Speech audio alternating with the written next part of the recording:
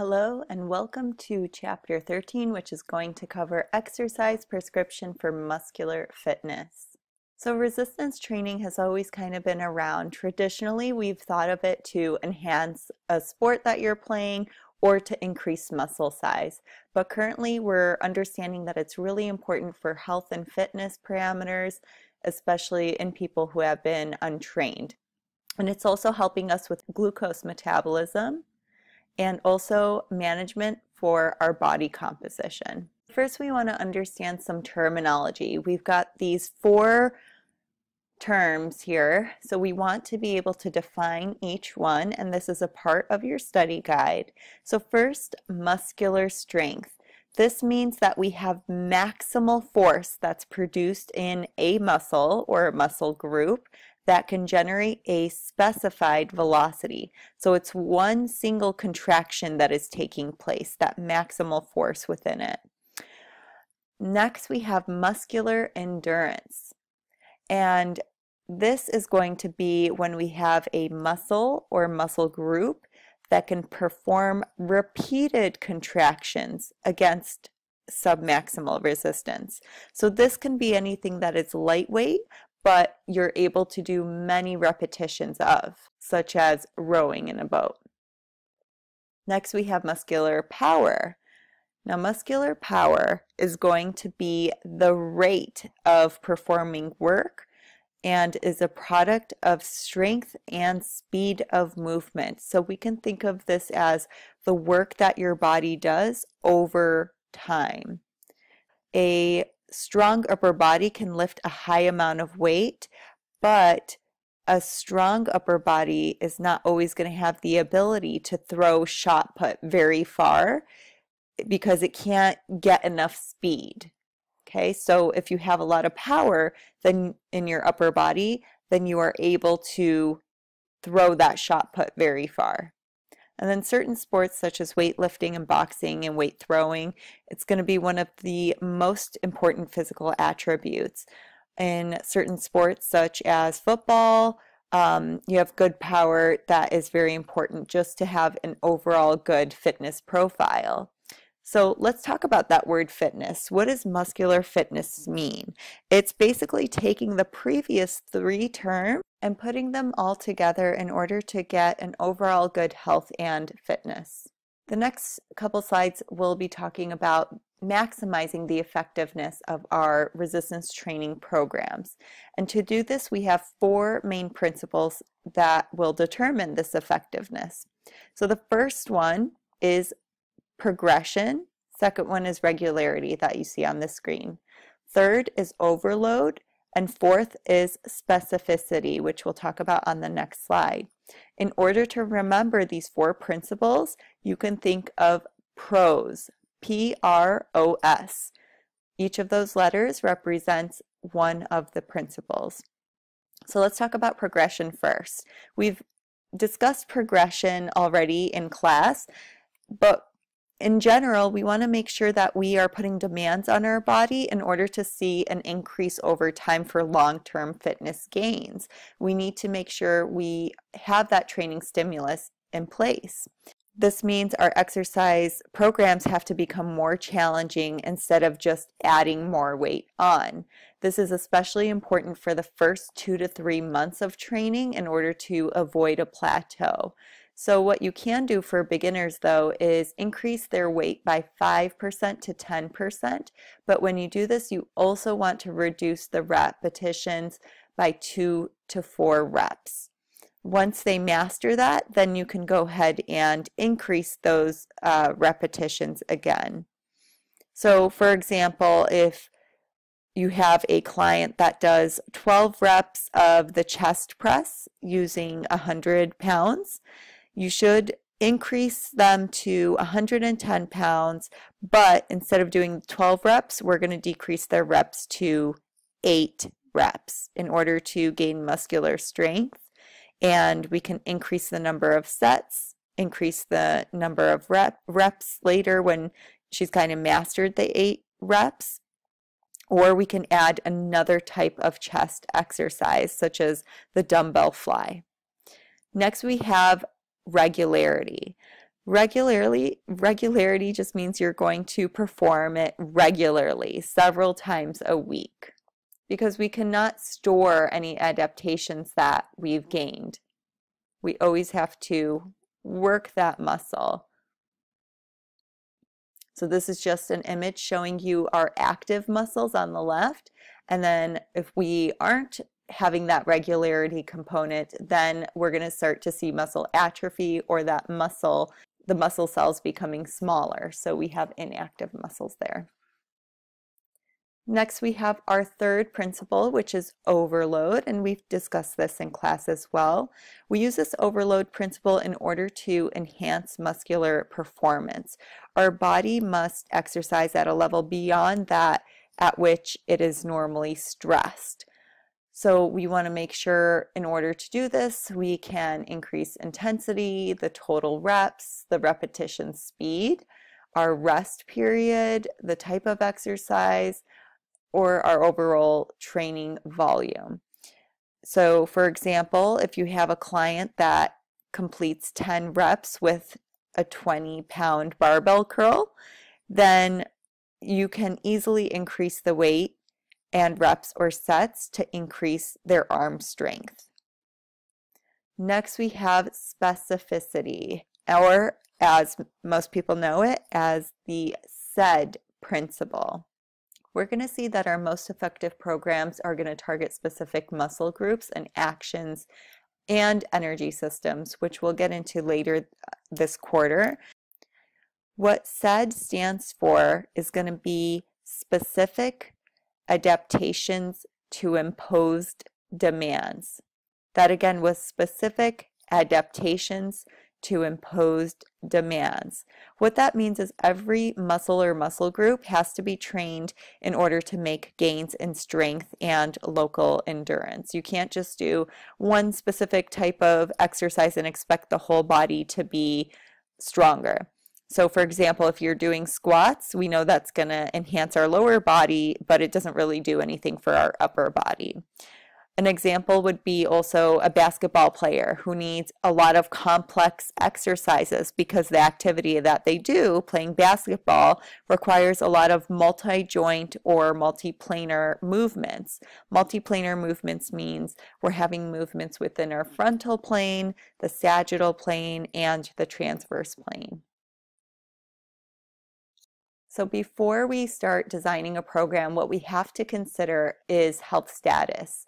When you first take on a client or an athlete, you want to know their previous training status, any past injuries or current injuries, any diseases that are known that are going on, and what their personal goals are. So they'll complete a health and medical questionnaire in order for you to gain this information. We also want to know what their fitness level is. There's something called a training age. Basically, how long have they been training? We know that a 32-year-old that has 5 years of resistance training experience is not going to have or achieve the same strength as someone who is 25 years old with no experience in resistance training. The more experienced a person is, they're going to need more advanced programs in order to gain muscle strength. So if you first take on a client, you want to start them out pretty simple, and as they move through the program, you can give more complex exercises like this one here.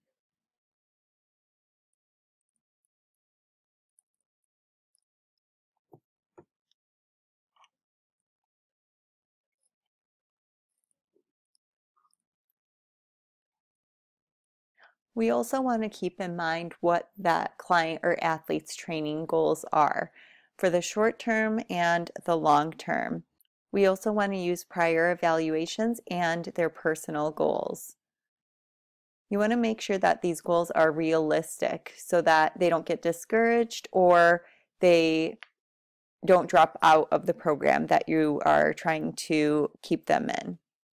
Next, we're going to discuss the different types of resistance training. You're probably already familiar with a lot of this, but it's good review. So first we have our isometrics, and this is also known as static resistance training. We're going to see an increase in size that may be limited to the joint angle in this type of training. So if you want to really understand what is going on in this type of training, just go over to a wall near you and you want to try to move that wall. So you're going to put your hands up against it and you're going to push as much as you can to try and move that wall. And so you're going to feel tension that is building up within that muscle. But obviously you're not moving anything. You are not changing your joint angle of, let's say, at your elbow in order to move this, quote, weight. So what this means is that the muscle length is not changing. This is typically used within a clinical setting, which makes it easy because no equipment is necessary, so cost is minimal. MVC here means maximum voluntary contraction, and we're going to perform that at 3 to 5 seconds and 15 to 20 reps in order to get strength gains. And you want to do this about 3 times per week. Sometimes when we are pushing against something, we tend to hold our breath. So you also want to encourage that they are breathing regularly. Another thing that is on your study guide is to know what the Valsalva maneuver is.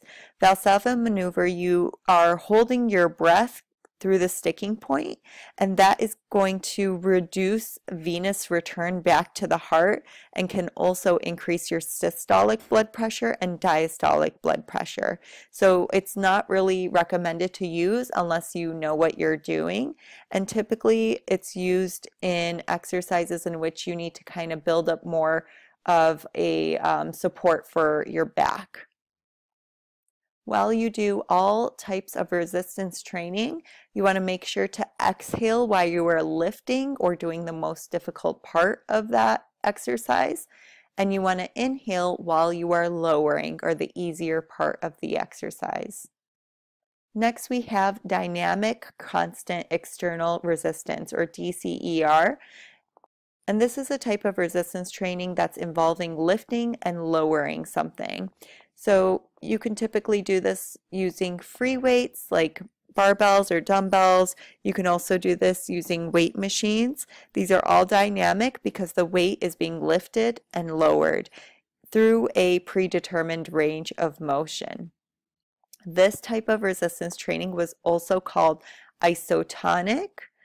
It literally means constant tension. Iso means constant, tonic means tension.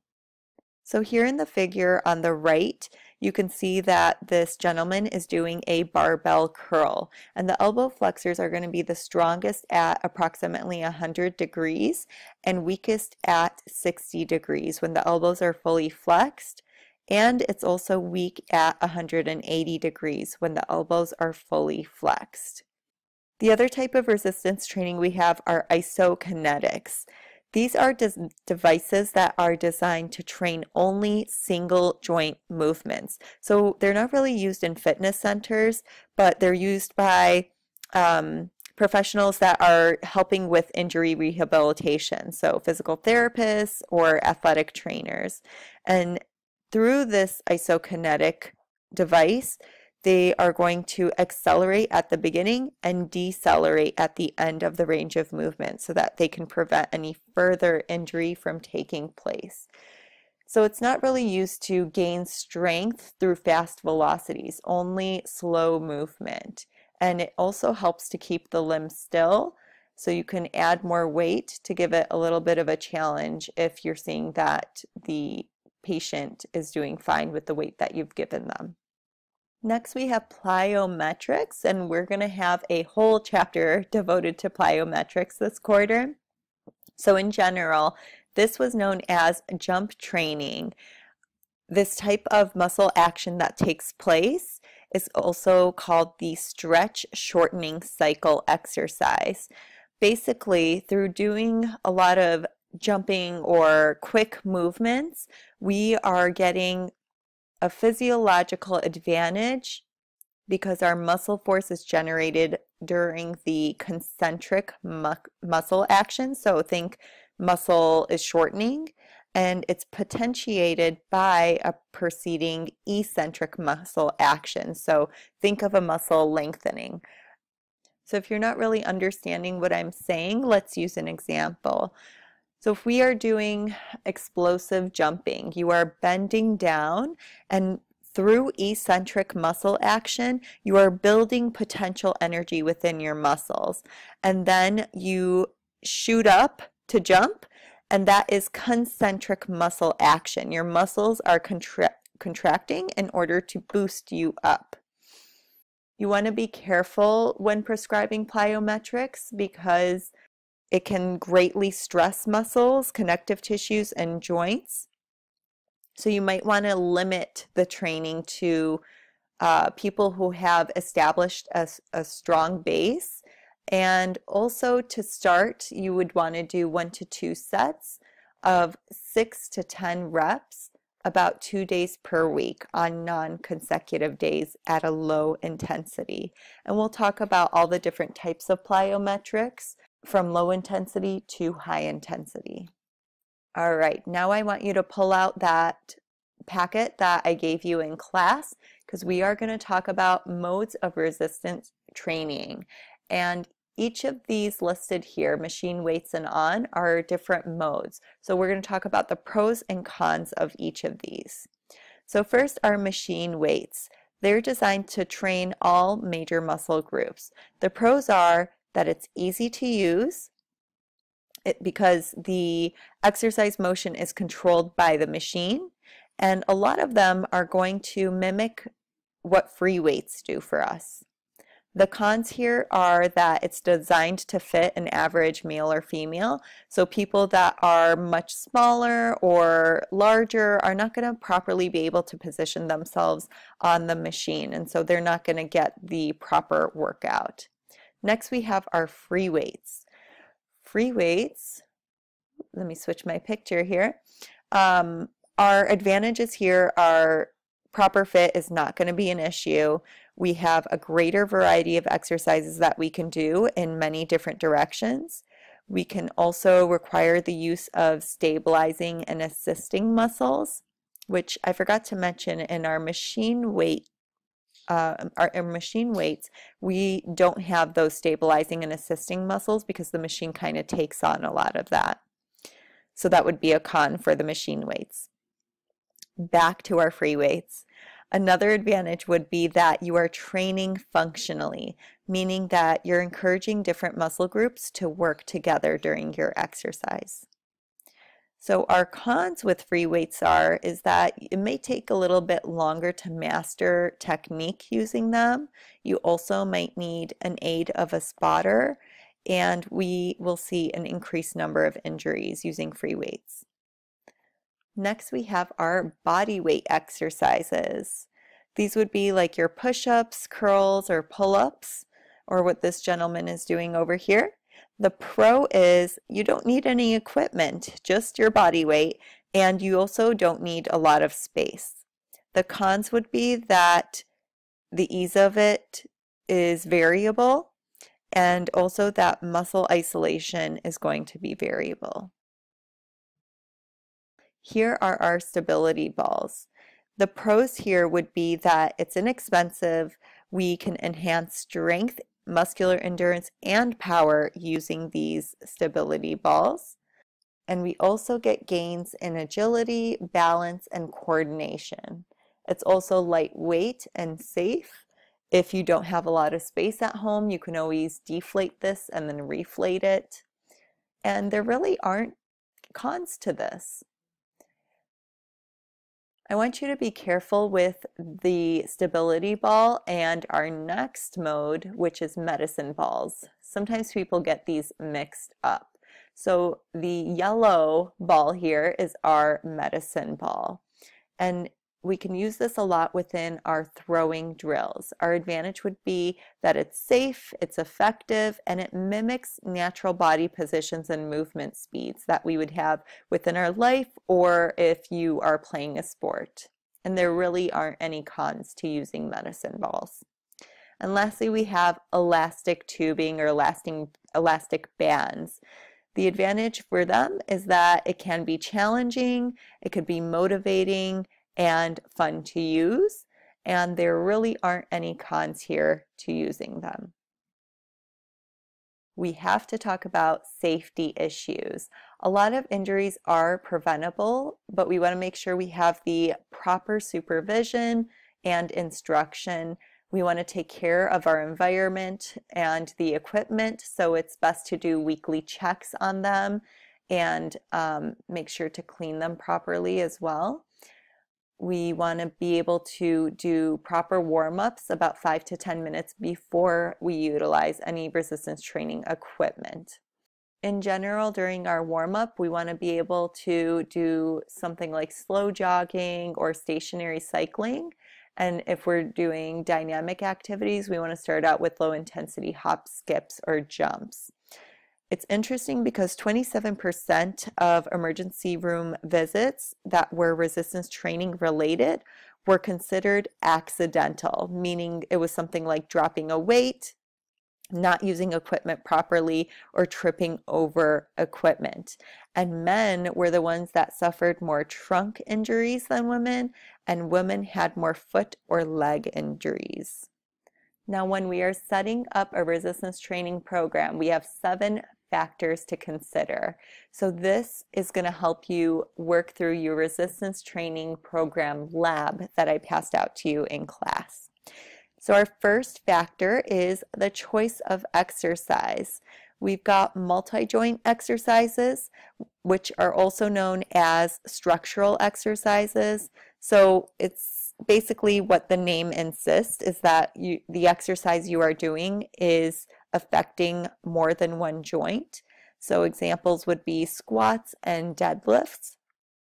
And the other choice is a single joint exercise, so a body part that is specified during the exercise.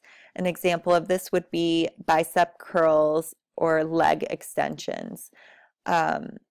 This typically is used for injury rehab, or if you want to isolate a muscle, or if we have a group of people or clients that are inexperienced, it's good to kind of start out with the single joint.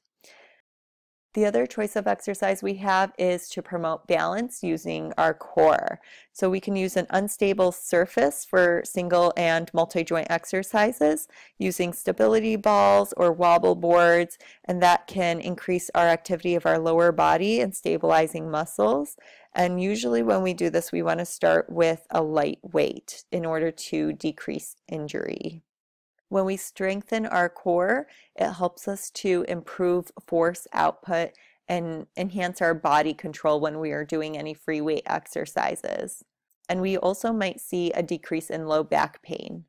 To strengthen our core, we can do abdominal curl-ups, or we can do back extensions. We can also involve rotational movements or diagonal patterns if we're using body weight or a medicine ball on a stable or unstable surface. Next, let's talk about order of exercise. When considering our multi-joint versus our single joint, you always want to make sure that that multi-joint exercises come before the single joint in most instances.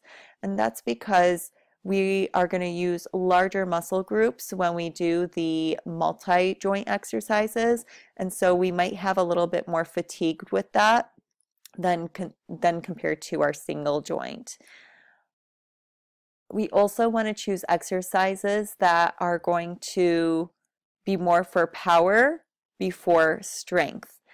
This was just a slide that we were going to do in class to create a resistance training log and what exercises you would choose to do first, and then what exercises you would choose to do last. So again, multi-joint and power exercises would come first for the most instances, and single joint and strength exercises would come toward the end of an exercise session. Our next factor would be our resistance used. So depending on what the goal is of your client, whether it's strength, hypertrophy, or endurance, that will determine the repetition zone that you're going for. So if somebody wants to have the goal of building muscular strength, they are going to do 3 to 6 reps. If they want hypertrophy, they will do 8 to 12 reps. And if they want endurance, they want to do 15 to 20 reps. You can also use a %1 RM. RM stands for repetition maximum. What that means is for the exercise that you're doing, what is the maximum amount of weight that you can use for that exercise to do 1 rep? For beginners, you want to start off choosing a weight that is 60% to 70% of your 1 RM. If you are intermediate or advanced, then you could do greater than 80% of your 1 RM. And we're going to go through and discuss how to figure out what your 1 RM max is later this quarter. So whatever the goal is, strength, hypertrophy, or endurance, the goal is, in order to maximize your gains of that, to perform until you have volitional fatigue. What that means is you're unable to complete a rep because you become temporarily fatigued. What you end up seeing is that most people can do about 10 reps using 75% of their 1 RM. And you'll also see that most people can complete more reps with large muscle groups than with small muscle groups. Our 4th factor is training volume. So this is going to function as sets, reps, and the amount of weight that is lifted. So in order to figure out what the training volume is, we have to consider the number of exercises that are performed per session, the reps performed per set, and the number of sets performed per exercise. If we have a client that performs 3 sets, 10 reps each with 100 pounds on, let's say, a bench press, then the training volume for them for that exercise will be 3,000 pounds. The way we did that is we took the 3 sets, multiply it by 10 reps, multiply that by 100 pounds. And that's how we get 3,000 pounds as a training volume. Our 5th factor are rest intervals. And typically there are going to be different rest interval recommendations depending on what the goal is. But overall, in summary, we want to make sure that if we're moving heavier loads, that we rest 2 to 3 minutes, may even need more, up to 5 minutes. If we're moving lighter loads, then you rest for 1 to 2 minutes. And if necessary, you can go down to 30 seconds. If you're doing something like for muscular endurance, then you could do 30 seconds of rest in between each set. The reason why you have to have your rest intervals is in order to have energy recovery, for your energy to come back in order to continue and not fatigue too quickly. Our 6th factor is repetition velocity. So according to our principle of training specificity, gains in our muscular strength and performance are specific to the training velocity. So if we're talking about fast velocity training, it's going to be more likely to see enhances in speed and power than compared to slow velocity exercises.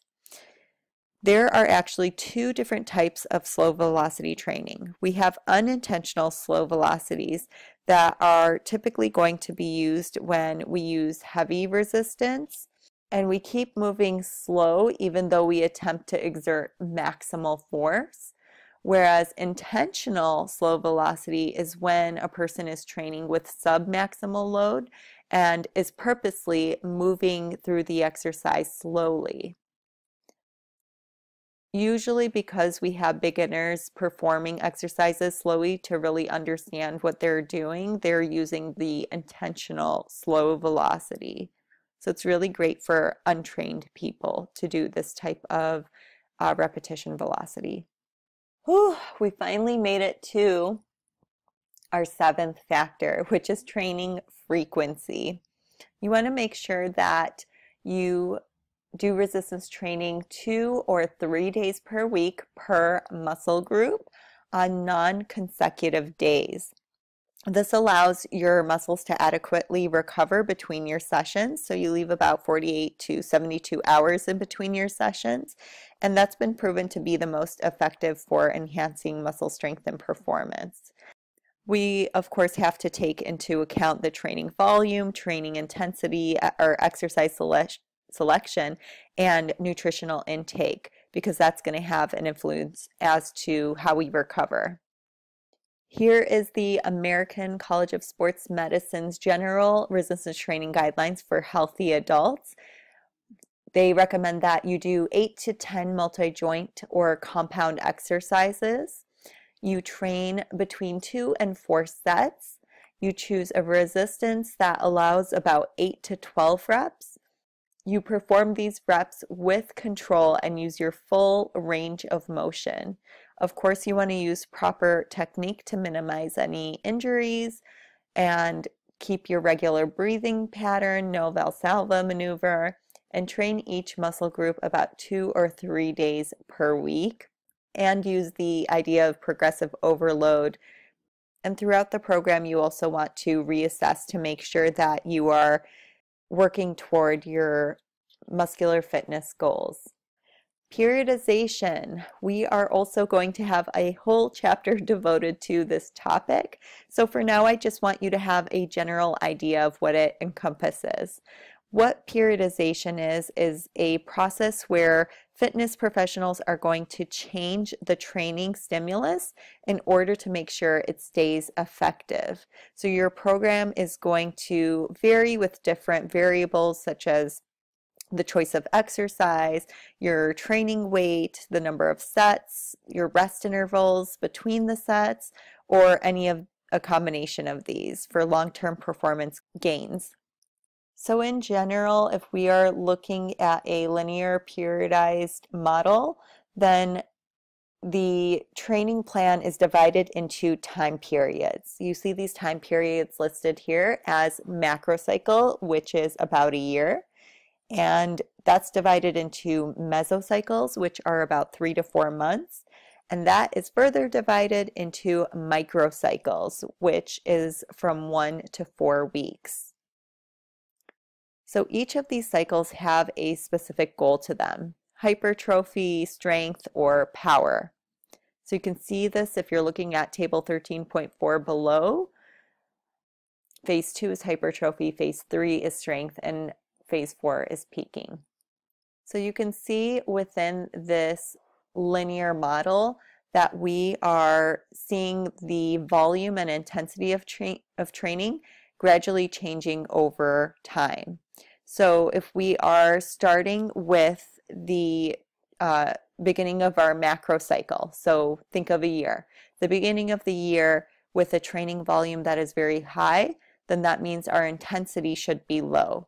And as the year continues, our volume is going to decrease, but intensity is going to increase. Once you finish these 4 phases, then people are encouraged to participate in what's known as active rest, meaning they're doing recreational activities or low-intensity resistance training so that you decrease the chance of overtraining. If we look at table 13.5, we see a non-linear method here. And this basically shows us that there's daily fluctuations in training volume and intensity. So if a person is performing 2 sets of 10 reps with a moderate load on Monday, then 3 sets of 6 reps with a heavy load on Wednesday, and 1 set of 15 reps with a light load on Friday. And by changing up the intensities, then they can minimize their risk of overtraining and maximize the potential for maintaining training-induced strength gains. There are 3 different resistance training systems that I want to discuss. First, we have our single set, also known as high intensity training or HIIT.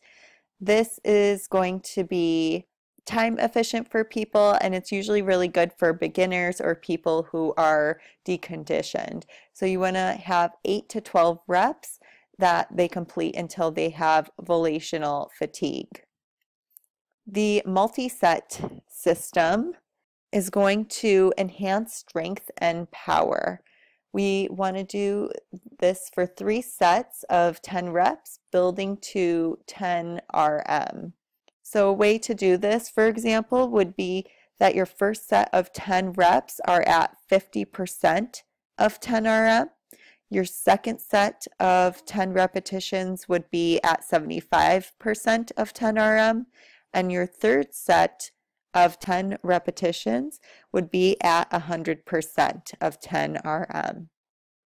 So that's how we would be building to the 10 RM. And we would say that this is building a light to heavy pyramid because as the system continues, we are increasing the weight progressively. Lastly, we have circuit training. This helps to increase muscular strength and local muscular endurance. And it also helps to improve your cardiorespiratory fitness that we talked about our first week. You could start with 1-minute rest between exercises and gradually reduce the rest until you are in the desired range that your body has adapted to. You also want to make sure you are in about 60% of 1 RM, have about 10 to 15 repetitions. Next, we need to discuss pre-exhaustion. This is forcing target muscle group to work longer and harder. So typically they use it for muscle hypertrophy as a goal. The way you perform this is you use successive sets of 2 exercises targeted for that same muscle group. This is also known as a compound set. It is done back to back. So for example, if you do 1 set bench presses and then go straight to dumbbell flies, then you are developing that chest muscle. Both of those exercises are for the chest, and your pectoralis major muscle there will work longer and harder, and you will see increases in muscle hypertrophy. Doing some resistance training exercises, you might need some assisted training as well. This will allow the lifter to complete 3 to 5 more repetitions after several are performed until volitional fatigue. This isn't recommended for beginners, and you want to make sure that you have a proper spotter that knows what they're doing. Despite what has been discussed in the past, resistance training is actually great for children. It helps with measurable health indexes, their body composition, bone mineral density, insulin sensitivity in overweight youth. It also helps them prepare for the demands of playing a sport, getting that neuromuscular adaptation more likely than getting muscular hypertrophy. And there's also no age limit. As long as the child is old enough to follow instructions and understand the risks so that they don't get injured. What American College of Sports Medicine recommends is to do 8 to 15 reps of each of the exercises. And then I have a video here just demonstrating some exercises.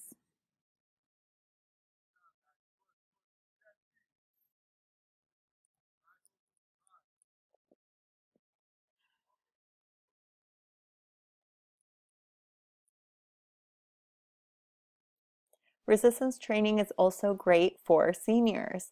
It can be used to offset losses in bone and muscle mass. Seniors typically start to suffer from sarcopenia, sarco meaning muscle, and penia meaning to lack or have a deficiency. And we see that there is a proportional loss of type 1 and type 2 fibers. So we also have to think of our principle of reversibility here. You are going to either use that muscle or you lose it. Seniors may be frail and need to perform strength before they perform endurance activities, but usually they can increase muscle strength, power, gait speed, balance, and overall function. This will help to reduce potential injuries caused by falls that they may have, and it'll also help their psychological and cognitive thinking. The American College of Sports Medicine recommends 10 to 15 repetitions for each of 8 to 10 exercises, and to do this about 2 days per week. Resistance training can also be great for women who are pregnant. There are some contraindications, and you could see your text for those. But we do know that regular exercise can reduce the risk of developing conditions associated with pregnancy, such as pregnancy-induced hypertension and gestational diabetes mellitus. The American College of Sports Medicine recommends 12 to 15 reps to moderate fatigue, proper breathing, and you want to avoid isometric muscle contractions or the Valsalva maneuver. We want to make sure that blood flow comes back to your heart. You also want to avoid supine exercises after the first trimester.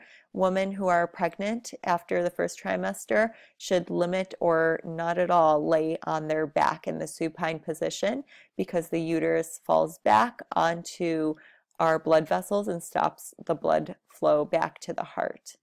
They also want to avoid sports and activities if there's a risk of falling, and make sure that the environment is thermoneutral. Once a woman has delivered her baby, she can go ahead and resume her exercises about 4 to 6 weeks post-delivery. Another group that resistance training is great for are adults with CHD or coronary heart disease. Increasing their muscle fitness is going to help to lower myocardial oxygen demand during everyday lifting. So after they've had a heart attack or an episode, they can return to work and leisurely activities such as carrying groceries or gardening. We know that resistance training can favorably affect their muscular strength, endurance, their cardiorespiratory endurance, and cardiac risk factors, and their overall psychosocial well-being. You could see your text for contraindications, and they can start their resistance training beginning at 5 weeks post myocardial infarction or heart attack, or after their surgery, after 4 weeks of supervised endurance training. They can begin with 12 to 15 repetitions and progress to 8 to 12. And we want to train each muscle group for 2 to 4 sets and monitor for appropriate blood pressure responses. You want to stop them if they're feeling any dizziness or dysrhythmias or unusual shortness of breath or angina or chest pain. That is it for the screencast. You are now going to take the Chapter 13 mini quiz online on Blackboard, just to make sure that you have gotten everything you need to out of this PowerPoint. Please always feel free to email me, text me, call me with any questions that you may have in preparation for your exam.